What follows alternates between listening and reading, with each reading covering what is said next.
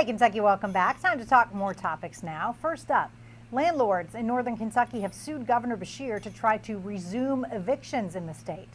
Kentucky is one of 15 states to pause evictions during the pandemic, but BESHEAR's communications director says the executive order does not relieve tenants' obligations to pay their rent, but landlords claim tenants are abusing the system and literally thumbing their nose at them, leaving them with costly bills. The main goal of the suit is to resume evictions for those tenants who refuse to work on payment agreements. And, you know, Keith, I heard someone say the other day, we don't want this pandemic to turn into a homelessness pandemic, but you've got to work with people on this.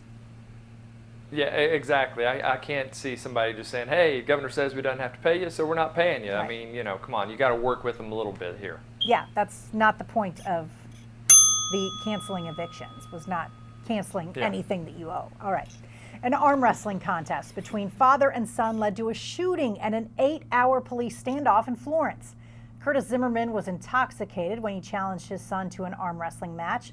After Zimmerman lost to his son multiple times, he got mad. The two got into a fight. The father grabbed a gun and fired 2 shots into the ceiling when his son was going upstairs. After police arrived, Zimmerman refused to exit the home, which led to the 8-hour standoff. He eventually surrendered without incident. Keith, I smell over the top too.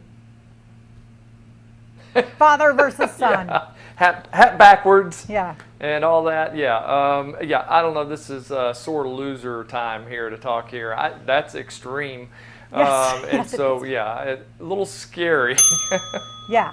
Did I mention he was intoxicated? Yeah, I think that's pretty obvious. Yeah. All right. Staff members have been busy preparing for Keeneland's first summer meet that finally kicks off today after the spring meet fell victim to the coronavirus.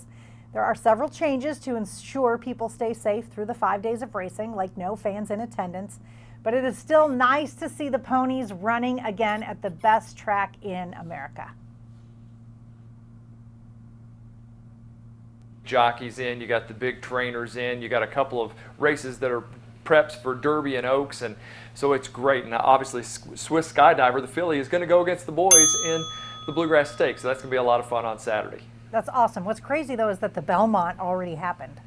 Makes no sense. True. All right. Tom VanMeter, whose Stock Place farm in Lexington was the birthplace of American Pharoah, is apologizing for racist comments he made on Facebook. Replying to a post about the NFL, he referred to it as the N-word football league and later posted, quote, "Put him back in their cage." Keeneland has banned VanMeter from the property as they review the incident. Keith, Tom VanMeter's son Griffin took to Facebook, not to defend his dad, but to say he's glad this happened in public so that they can begin having a conversation he's wanted to have with his dad for 20 years about racism.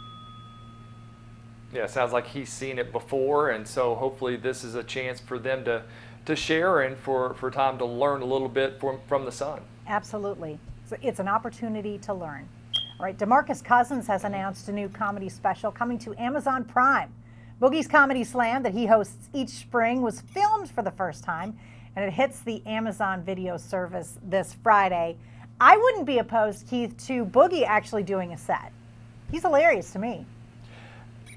Is he? I've never really seen any comedy out of him. I mean, I think he's always so serious and everything. The only time I really see some comedy out of him is when he was at Mississippi State and said, call me after they got his phone. And I thought that was brilliant. You know, they got his phone number and bugged him all the time. And then, hey, call me. That was brilliant. But other than that, I don't know.